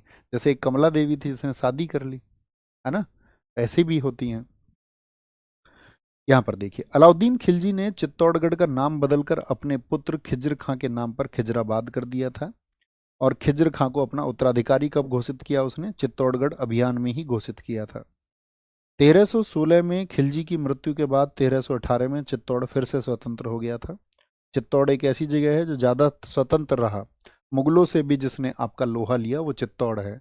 सारे सब लोग जहांगीर के समय जाकर के एक संधि हो पाई थी, नहीं तो अकबर ने बहुत कोशिशें की थी, और भी शासकों ने बहुत कोशिशें की थी, लेकिन चित्तौड़ को वो कभी भी क्या बोलेंगे, चित्तौड़ को कभी भी आपका वो शामिल नहीं कर पाए थे। मालवा का अभियान अगर हम बोले, भैया जौहर क्या आग में ही होता है? नहीं नहीं, जैसे हमने अभी बताया ना आपको, जौहर जरूरी नहीं है। देखिए यहाँ पर हम बताते हैं आपको कहाँ गया जौहर। जौहर जैसे हमने बोल दिया आग में जौहर कर लिया, मतलब जौहर बहुत तरीके से हो सकता है। जैसे रंग देवी थी तो स्वयं को उन्होंने जल में समर्पित कर दिया था। पद्मिनी थी, उन्होंने अग्नि में समर्पित कर दिया था। तो कई तरह से हो सकता है जौहर। चौथा अभियान था उसका प्रमुख था मालवा का अभियान। किस वर्ष में हुआ? 1305 में। 1305 में। ओके, तो हमने 4 अभियान आपको बताए, देखना कौन कौन से। गुजरात 1297, आपका रणथंबोर 1301, वर्ष याद रखना, चित्तौड़ 1303, और आपका उसके बाद में मालवा का अभियान 1305 में। ठीक है, सिवाना का अभियान भी इसने किया, जालोर को भी इसने जीता, ये उतने महत्वपूर्ण नहीं है। अलाउद्दीन खिलजी ने फिर दक्षिण की तरफ योजना बनाई। दक्षिण भारत पर जो साथी उसकी जीत हुई, उसका जो श्रेय है वो जाता है मलिक काफूर को। किसको? मलिक काफूर को। तो दक्षिण भारत में अभी आपको पता है, मैंने आपको बताया वो सोना कहाँ से लेके आया था, तो सोना लेके आया था वो 1296 में। लेकिन इसके बाद में वो 1307 में फिर से गया। 1307 में राजा रामचंद्र ने उसको टैक्स देने का वादा कर दिया, लेकिन फिर वो टैक्स देना मना कर दिया, तो फिर 1311 में फिर से गया। तो इसीलिए 3 वर्ष लिखे हुए हैं। तेलंगाना में वो गया, प्रताप रुद्र देव 1309, तेलंगाना में 1309 में। और यहीं से प्रताप रुद्र देव ने उसको कोहिनूर हीरा दिया। कोहिनूर दरअसल में आंध्र प्रदेश की जो गोलकुंडा खान है, ठीक है, गोलकुंडा खान में ही आपका साथी, गोलकुंडा खान में ही उसको ये मिला था। होयसल की अगर हम बात करते हैं, द्वार समुद्रम, वीर बल्लाल, इसको उसने जीता। पांड्य 2 भाइयों के बीच का झगड़ा था पांड्य वंश में, सुंदर पांड्य, वीर पांड्य। यहाँ से उसने बहुत बड़ा 96,000 मन सोना, एक मन में 40 किलो होता है। तो कहते हैं अलाउद्दीन को बहुत मजबूत शासक बनाया था उसकी दक्षिण की विजयों ने। लेकिन 2 विजय पहली वाली जरूर याद रखनी है, जरूर। भैया रणबल ने चित्तौड़ में धोखा दिया ना? नहीं, रणबल रणथंबोर में ही है साथी। वो हमने वहाँ पर आपका नायक फाउंडेशन में उसको पिन भी किया था कमेंट में, हमें आज भी याद है। हमने वहाँ पे थोड़ा गलत बोल दिया था, तो हमने उसको करेक्ट किया था, नेक्स्ट क्लास में भी बोला था। अपने शायद नेक्स्ट क्लास भी नहीं की। ओके, कोहिनूर हीरा, ये कोहिनूर हीरे का इतिहास है, इसको आप पढ़ लेंगे। इसको एग्जाम में कभी क्वेश्चन नहीं पूछा जाता। कोहिनूर कैसे कैसे आया, इंडिया से बाहर कैसे गया, ठीक है, और वापस कैसे आया। ये देखिए अलाउद्दीन खिलजी का ये शासन क्षेत्र है। तो कितने बड़े क्षेत्र पर वो शासन कर रहा था देखना भारत के, तो आप कहेंगे हाँ जी भी है। अलाउद्दीन के कार्य देखिए, अलाउद्दीन के कार्य में आता है उसने मार्केट को कंट्रोल किया, अपने समय पे उसने कभी भी कीमतें नहीं बढ़ने दी, उसने एकता को खत्म कर दिया, और साथ में सैनिकों को नगद वेतन देना शुरू किया। कल हमने आपको बताया क्यों, क्योंकि वो चाहता था कि भाई डिपेंडेंट जिस पे जितने हैं उसको उतने पैसे मिले। एकता प्रथा शुरू किसने की थी, अब ये बताएं? ये सैनिकों का हुलिया लिखवाता था। जैसे आप भी कहीं भर्ती होंगे तो जिस डिपार्टमेंट में, तो आपकी भी पहचान लिखी जाएगी। जैसे मेरी पहचान होगी, मोल on the right side of neck, ठीक है, गर्दन के दाहिने तरफ पे आपका मस्सा है, मोल है। तो इस तरह से पहचान होती है, कट होता है, कट होता है। घोड़े इसने दागने की प्रथा शुरू की कि भाई घोड़ों को तुम सवारी ढोने में प्रयोग मत करो, वो कमजोर हो जाते हैं और फिर युद्ध में उनका प्रदर्शन अच्छा नहीं हो पाता है। इसलिए घोड़े जिस पर मार्क हो जाएंगे वो सिर्फ युद्ध के लिए लड़ेंगे। भू राजस्व इसने बहुत बढ़ा दिया, लैंड रेवेन्यू आधा कर दिया, जितना उत्पादन करोगे उसका आधा दे दोगे राजस्व। खुम्स को जो कि पहले 1/5 होता था, पड़ोसी राजा से अगर आप लूट करके आओगे पड़ोसी राज्य से, तो आपको 80% राजा को देना पड़ेगा। दान की भूमि को इस समय पर खालसा कहा गया। क्या कहा गया? खालसा कहा गया। भैया आपका इल्तुतमिश ने एकता प्रथा को शुरू किया, एकदम ठीक है, बहुत ठीक आंसर। भूमि को मापना बिस्वा में शुरू हुआ इसी के समय, सिक्कों पर तारीख लिखने की शुरुआत हुई, सभी आवश्यक वस्तु की कीमतें इसने डिसाइड कर दी। बाजार नियंत्रण के बारे में जानकारी तारे के फिरोजशाही जो कि बर्नी की पुस्तक है उससे मिलती है। घोड़ा दागने और सैनिक लिखने की प्रथा शुरू की, नगद वेतन, शराब और मादक पदार्थ पर इसने रोक लगा दी थी। इसके समय पर आपका जो साथी क्या बोलेंगे, पोस्टल सिस्टम अर्थात डाक व्यवस्था की शुरुआत हुई। इसके समय के कुछ डिपार्टमेंट महत्वपूर्ण पूछा किया जाता है एग्जाम में। दीवान विजारत का संबंध किससे था? ये फाइनेंस का डिपार्टमेंट था, पैसे का। आरिज क्या था? ये सैन्य विभाग था। रसालत क्या था? विदेश विभाग था, विदेश घूम कर रस आ जाता है। दीवान रियासत ये बाजार नियंत्रण के लिए था, बाजार नियंत्रण के लिए। मंडियों में इसने देखा कि भाई क्योंकि इसने रेट फिक्स किए ना चीजों की, महंगाई नहीं बढ़नी चाहिए, आज की सरकारों की तरह नहीं। भैया आपने नायक 2.0 के बाद में सैट कौन सा बोला था? नायक 2.0 में मेंस, सीजीएल मेंस या प्रीलिम्स का भी से आप तैयारी करना तो विजेता सीरीज करिए। जो लोग नायक 2.0 को करके फ्री हो गए हों, उनको लगता हो कि भैया हम कर चुके हैं, तो वो विजेता कुछ करना, विजेता। ओके। मंडियों के प्रमुख को कहा जाता था सहना ए मंडी, जो देखता था मंडी में कोई गड़बड़ तो नहीं कर रहा है। माप तोल का अधिकारी होता था नाजिर, देखता था कोई कम सामान तो तोल के नहीं दे रहा है, उसको पनिशमेंट दिया जाता था। उसके समय पर बरीद घूमते रहते थे, गुप्तचर बहुत पूछा गया है, स्पाई जासूस बरीद होते थे। कपड़ा विभाग का उसने प्रमुख बना रखा था सराय उदल को। भेदी थे, भेदी जो चुपचाप खबरों को इधर से उधर पहुंचाते थे, उन्हीं भेदियों को मुन्ही कहते थे। अलाउद्दीन खिलजी की मौत उसके साथ ही आपका पेट के एक रोग जलोदर रोग की वजह से हुई 1316 में। आप मुझे बताएं अलाउद्दीन खिलजी ने कितने वर्ष तक शासन किया? उसके निर्माण कार्य इंपोर्टेंट है, क्या क्या बनवाया उसने? हजार खंबा महल सब दिल्ली में बनवाया उसने। हजार खंबा महल, सीरी का किला, ये उसने मंगोल आक्रमण से बचने के लिए बनाया था। जमैयत खाना मस्जिद, अलाई दरवाज़ा जो कि साथी आपका अलाई दरवाज़ा क्या है याद है किसने बनवाया था? कुव्वतुल इस्लाम मस्जिद ऐबक ने, तो उसका दक्षिण गेट इसने बनवाया। दिल्ली में जो हौज खास है वो किसने बनवाई है? वो अलाउद्दीन खिलजी ने बनवाई है, अलाउद्दीन खिलजी ने। अलाउद्दीन के बाद गद्दी पर मलिक काफूर आया था, एक मलिक काफूर बहुत कम लोगों को पता है कि वो भी दिल्ली की गद्दी पर बैठा था 36 डेज के लिए। इसने अलाउद्दीन खिलजी के बेटों की आंख निकलवा ली थी, आंख। मलिक काफूर के बाद गद्दी पर आया मुबारक शाह खिलजी, जिसने मलिक काफूर की हत्या कर दी और फिर आपका ये गद्दी पर रहा। इसको बोलते हैं पागल बादशाह। वाई? क्योंकि दरबार में ऐसा होता था, निर्वस्त्र आ जाता था, बिना कपड़े पहने आ जाता था। और इसके टाइम पर एक दरबारी था आपका मुबारक हसन, उसको ऐसे जबरदस्ती हक करता था, किस करता था उसको। मुबारक हसन ने सोचा यार अच्छी आफत है, भरे दरबार में, भरे दरबार में उसके साथ कुछ भी, तो ये मुबारक हसन ही इसकी मौत का कारण बना। मुबारक हसन फिर गद्दी पर बैठा, तो मुबारक हसन ने भी साथी देवगिरी का एक अभियान किया। राजा हरपाल देव था, वो रामचंद्र देव का दामाद था। मुबारक हसन जो है वो गद्दी पर रहा आपका क्या बोलेंगे 4.5 माह, और ये अंतिम खिलजी शासक है। देखिए यहाँ ये मत सोच लेना ये मुबारक हसन पे शासन लिखा हुआ है ना, को मिटा देना यहाँ से, नहीं तो आपको कन्फ्यूजन हो जाएगा। वो तो आपका कौन है, सॉरी, मुबारक हसन नहीं, अभी यहाँ से आप कंफ्यूज हो जाए। ये 4 वर्ष जो गद्दी पर रहा, ये कौन रहा है आपका? मुबारक शाह खिलजी है। और इसको गद्दी पे हटाने के बाद में मुबारक हसन, जिसको ये आलिंगन करता था, चुंबन लेता था जिसका, तो वो मुबारक हसन आपका 4 महीने लगभग गद्दी पे रहा और अंतिम खिलजी शासक बनाए। अंतिम खिलजी शासक, पहले और अंतिम शासक किसी के मत भूलना वंश के। तो इस तरह से खिलजी वंश जो है साथी वो आपका अंत होता है। इसके खिलाफ जो है खिलजी वंश जब लास्ट टाइम पे आपका था, तो खिलजी वंश के खिलाफ जो साथी आपका संगठन बनाया था वो बनाया था गाजी मलिक ने। किसने? गाजी मलिक ने इस्लाम का नारा दिया था कि भाई इस्लाम के नियमों के अनुसार नहीं चल रहे हैं। और ये पंजाब में एक गवर्नर था और इसने इसमें उपलब्धि इसकी यही थी कि भाई इसने लोगों को संगठित किया और इसने अपने लक्ष्य को प्राप्त किया और अगला शासक यही गाजी मलिक बना। अलाउद्दीन खिलजी के समय मार्को पोलो एक व्यापारी था, एक साथी घूमते हुए आया था, ठीक है। इसने बुक भी लिखी the travels of Marco Polo. तो कहने का मतलब है इसके बाद में आपका जो तुगलक वंश आया, तुगलक वंश किसने, गाजी मलिक की वजह से। तो तुगलक वंश के बारे में जो जानकारी मिलती है उसके कुछ सोर्सेस कहे जाते हैं। तारीख फिरोज शाही किसने लिखी है, जियाउद्दीन बरनी, इसका नाम तो आज ही हम कई बार ले चुके। ठीक है। तुगलक नामा किसने लिखी थी, अमीर खुसरो ने। किताबुल रेहला आपका मोहम्मद बिन तुगलक के समय 1333 में एक व्यक्ति आएगा, इब्न बतूता। फतूहात ए फिरोज शाही, ये साथी आपका फिरोज शाह तुगलक ने लिखी। ये सोर्सेज हैं।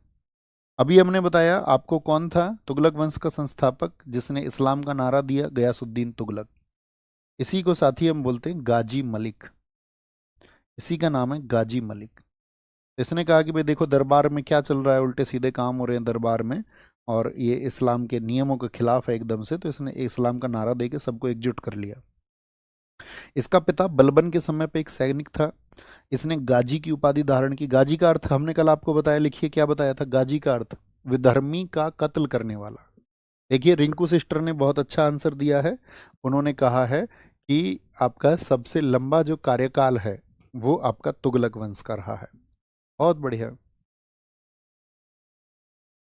तो जलालुद्दीन खिलजी के टाइम पे भी उसका बॉडीगार्ड था, जो खिलजी वंश का था। मंगोलों के 29 आक्रमण को विफल करने में इसकी बहुत भूमिका थी, तभी इसको गाजी की उपाधि मिली थी। नहरों का निर्माण करने वाला पहला शासक कौन है, तो वो आपका गयासुद्दीन तुगलक था।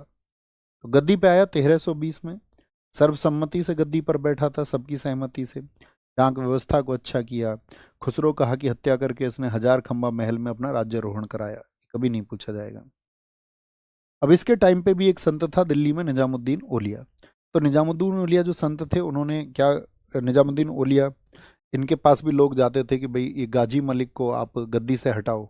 एक बार जब आपका क्या बोलोगे, गयासुद्दीन तुगलक बंगाल अभियान पर गया हुआ था, तो उसको एक क्या बोलेंगे आपका, गयासुद्दीन तुगलक जब बंगाल अभियान पर गया तो वहाँ लोगों ने उससे कहा कि भाई दिल्ली में बहुत पॉपुलैरिटी बढ़ रही है निजामुद्दीन ओलिया की, और निजामुद्दीन ओलिया तुमको गद्दी से हटा देंगे। तो जब ये बंगाल में था वहीं से इसने चिट्ठी भिजवा दी कि मैं बंगाल से जब तक वापस दिल्ली आऊँ तब तक तुम दिल्ली को छोड़ देना। तो इस इधर से निजामुद्दीन ओलिया इन्होंने भी एक चिट्ठी भिजवाई। इन्होंने कहा था हुनूज दिल्ली दूरस्थ, अभी दिल्ली दूर है, पहले दिल्ली आ तो जाओ, है ना। तो इन्होंने गयासुद्दीन तुगलक से हुनूज दिल्ली दूरस्थ कहा था। निजामुद्दीन ओलिया के जो गुरु हैं उनका नाम है, निजामुद्दीन ओलिया के गुरु थे आपका कौन, फकरुद्दीन, गजे शंकर बोलते हैं उनको।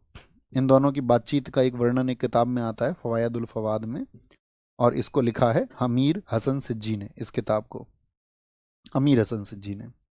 तो 1325 के बंगाल अभियान से लौटते समय जब वो लौट रहा था तो लकड़ी के महल में दब के उसकी मौत हो गई। और ये जो महल बनवाया था ये मोहम्मद बिन तुगलक ने बनवाया था, लेकिन बहुत सारे इतिहासकार कहते हैं कि नहीं, ऐसा नहीं है। बहुत सारा प्यार सागर देवलिया। लकड़ी का जो ये महल बना था ये अहमद एयाज ने बनाया था। इसमें क्या था, हाथी एकदम से भड़क गए थे और वो महल टूट गया।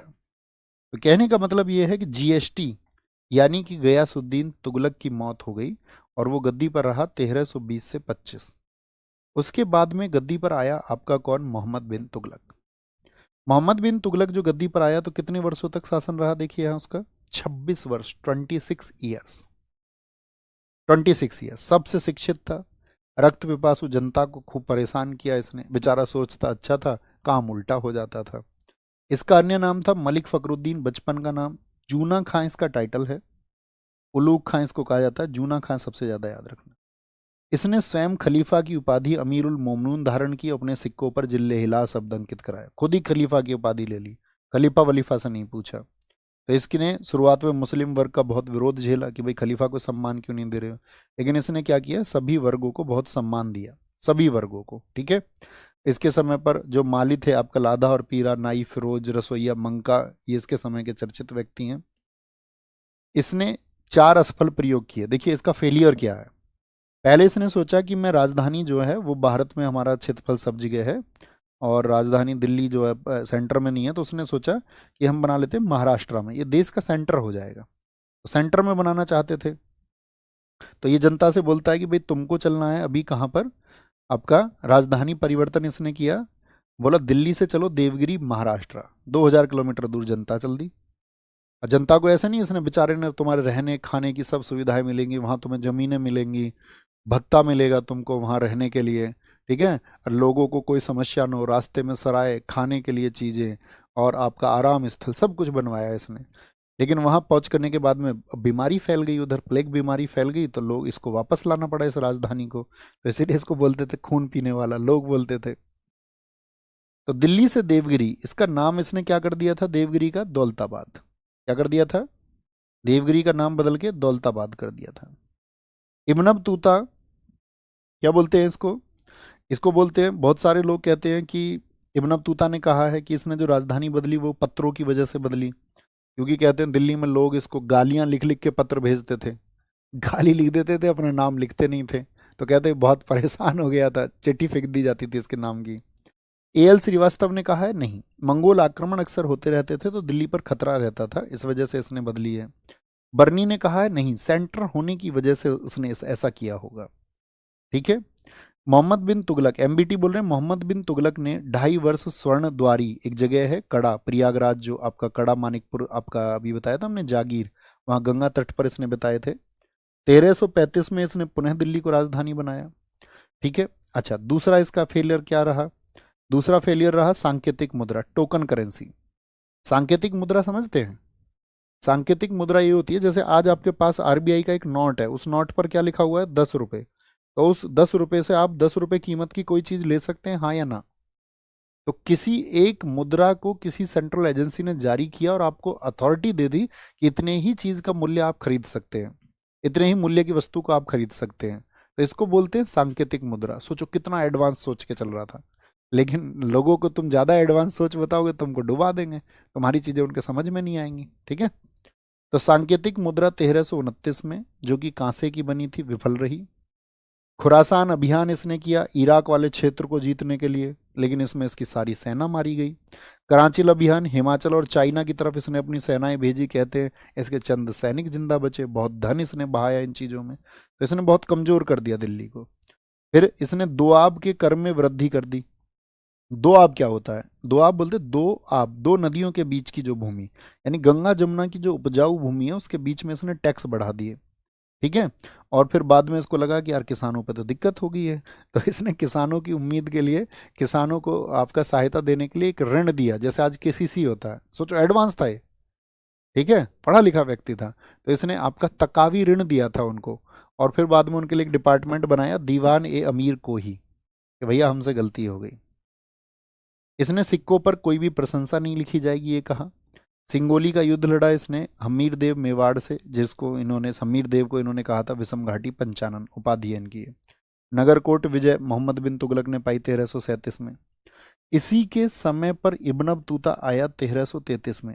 कब आया इब्न बतूता, वो आया 1333 में। कहाँ से आया था, मूर देश से, मोरक्को से, मोरक्को से, बहुत विद्वान व्यक्ति था, तो ये खुश हुआ और उसको विद्वता से खुश होकर एमबीटी ने इसे दिल्ली का काजी, काजी बोलते थे उस समय पर जज को, न्याय विभाग का प्रमुख होता था काजी, तो इसने इसको क्या किया कि आपका दिल्ली का, ऐसे समझो तुम हाई कोर्ट का चीफ जज बना दिया, ठीक है। तो दिल्ली का काजी बनाया और अपना दूत बनाकर 1342 में चीन भेजा, अपना मैसेंजर बना करके भी भेजा था।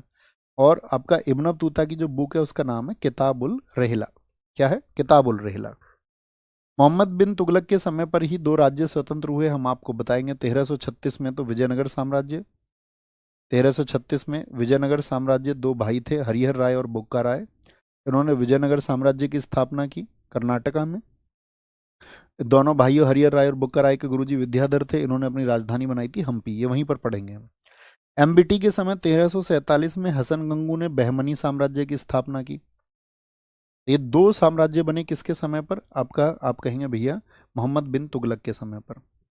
सुल्तान बनने के बाद मोहम्मद बिन तुगलक ने अपने चचेरे भाई मलिक फरोज को नायब बारबक के पद पर नियुक्त किया था।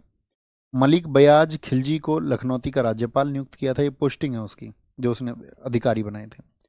कमरुद्दीन को उसने सदर जहां के पद पर और शेख सिहाबुद्दीन को दीवान मुस्तकराज के पद पर नियुक्त किया था। दिल्ली सल्तनत का पहला सुल्तान था जिसने अपने राज्य के अधिकारियों की नियुक्ति योग्यता के आधार पर की, यानी जो योग्य है उसी को मिलना चाहिए, ठीक है। हिंदुओं के त्योहार होली में शामिल होने वाला पहला सुल्तान ये है।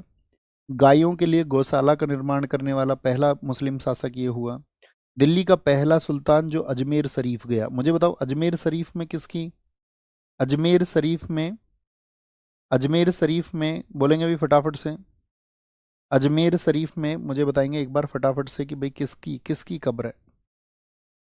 दिल्ली सल्तनत के सभी सुल्तानों में सर्वाधिक 22 विद्रोह इसी के शासनकाल में हुए। बंगाल विद्रोह प्रमुख है उनमें से, जिसमें शमसुद्दीन नामक व्यक्ति ने अपनी स्वतंत्रता घोषित कर दी थी। 1350 में गुजरात में एक लीडर था तगी, उसने क्या बोलेंगे सर, क्लास डेली 1.25 घंटे लिया करें, 1.25 आवर, सवा घंटे ही हमने बोला था दोस्त आपसे, हमारी ही बात को रिपीट कर रहे हो। तो क्या बोलेंगे, इसकी जो मौत हुई वो हुई आपका 20 मार्च 1351 से थट्टा के निकट में, ठीक है, थट्टा के निकट। बदायूं ने कहा है सुल्तान को उसकी प्रजा से और प्रजा को सुल्तान से मुक्ति मिली, यानी कि दोनों को मुक्ति मिल गई। ये बेचारा अच्छा सोचता था लेकिन हो खराब जाता था, तो कहते एक दूसरे से ही मुक्ति मिल गई दोनों को। एमबीटी के बाद में जो गद्दी पर आया वह था आपका फिरोज शाह तुगलक, फिरोज शाह तुगलक, ठीक है। फिरोज शाह तुगलक देखिए कब आता है, एमबीटी के बाद में 1351 से 1388, और दिल्ली सल्तनत का ये दूसरा सबसे लंबा शासनकाल है। क्यों जी, दूसरा सबसे लंबा शासनकाल किसका है, फिरोज शाह तुगलक का, क्योंकि एक व्यक्ति रहेगा बहलोल लोदी, जो लोदी वंश का संस्थापक रहेगा, वो रहेगा आपका 1451 से लेकर के 1489, अर्थात कितने वर्ष हो जाएंगे, आप कहोगे 38 ईयर्स, और इसके वर्ष आप देखेंगे तो कितने रहेंगे आपका 37 ईयर्स। तो दूसरा सबसे लंबा शासनकाल है इसका। बहलोल लोदी को आप आगे पढ़ेंगे। इसको सिकंदर लोदी और औरंगजेब का अग्रगामी बोलते हैं। क्यों, किस तरह से, अभी हमने एक व्यक्ति की और तुलना की थी औरंगजेब से, बताइए कौन था, तो आप कहेंगे नसरुद्दीन महमूद था।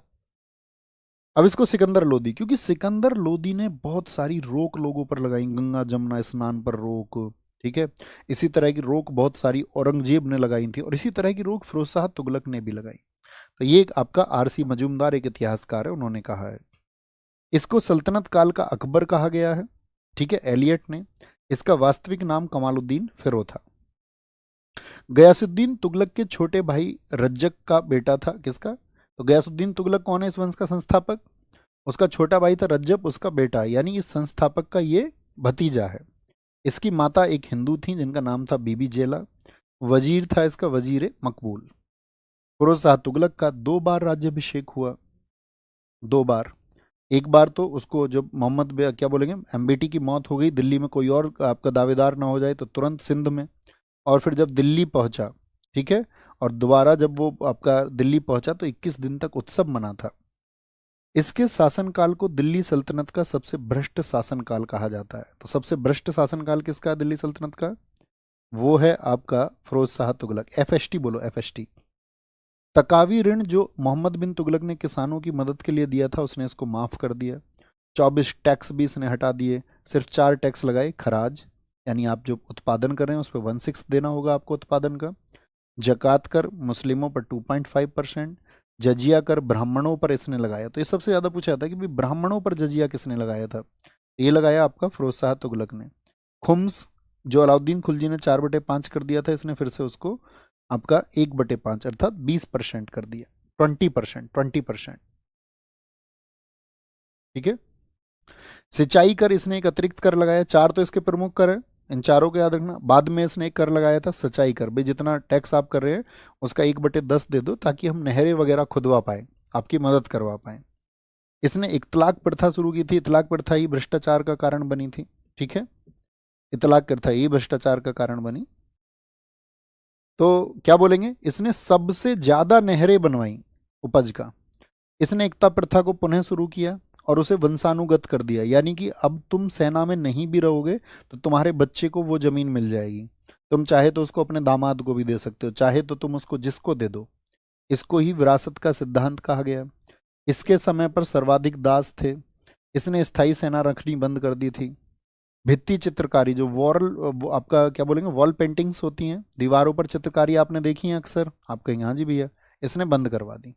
सोने चांदी के बर्तन बंद करवा दिए। महिलाएं अब पीर मज़ारों पर नहीं जा सकती हैं। इसने 5 बड़ी नहरें, 50 बांध, 30 झील और 150 कुएं खुदवाए। एक क्वेश्चन पूछा जाता है सबसे ज्यादा नहरें किसने, देखो सबसे पहले नहरें किसने, तो सबसे पहले पूछेगा तो जीएसटी गयासुद्दीन तुगलक। और सबसे ज्यादा नहरें पूछे तो आप कहना कौन है, फिरोज शाह तुगलक।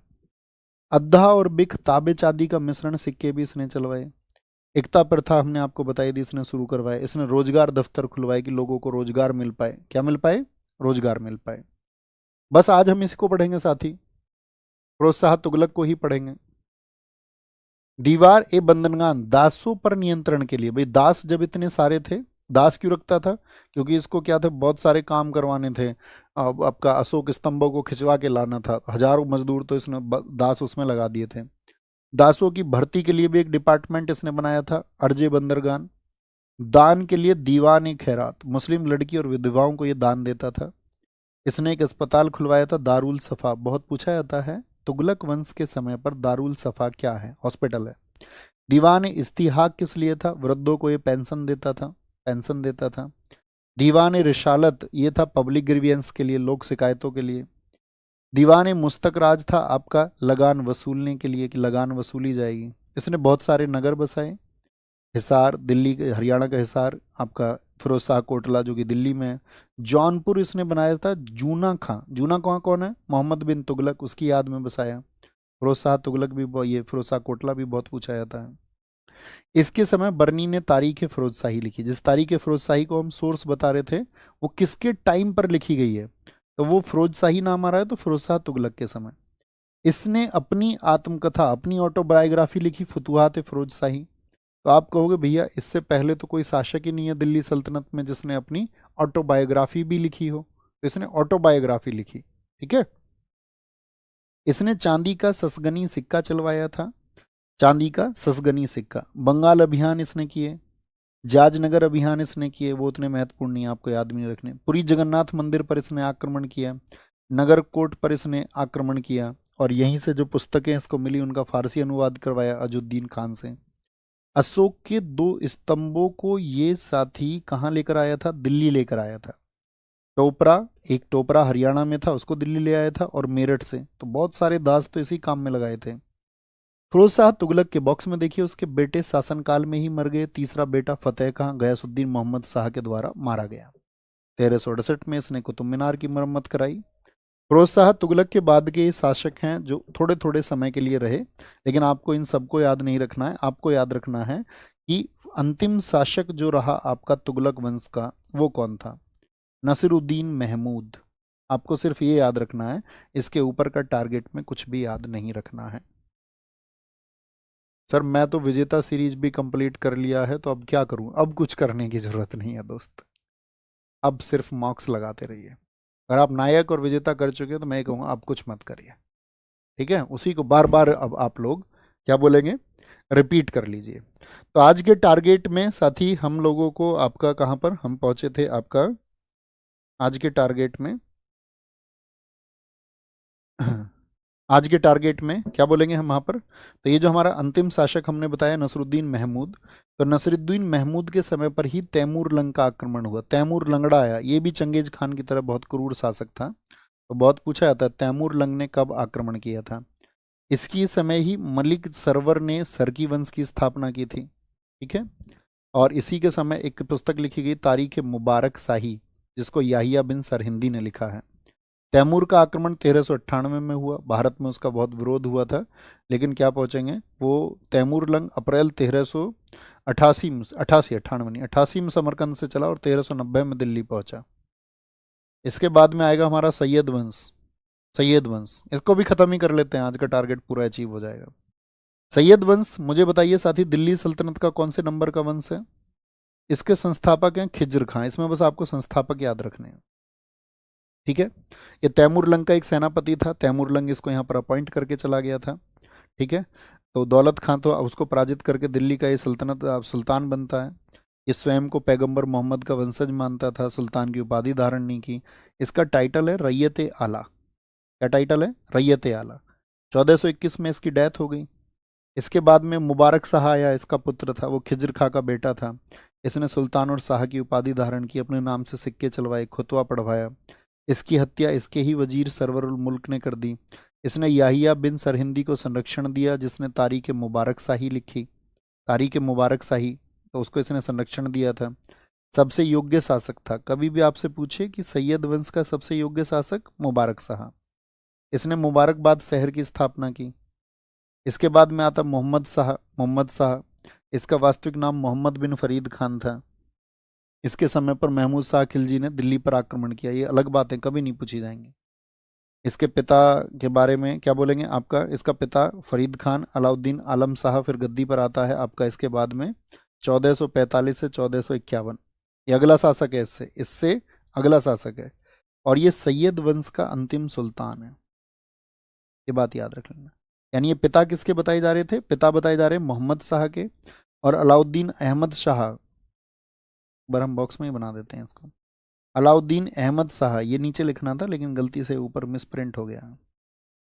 सैयद वंश का अंतिम सुल्तान कौन है, आलम शाह है। कौन है, आलम शाह, आलम शाह, आलम शाह है, ठीक है।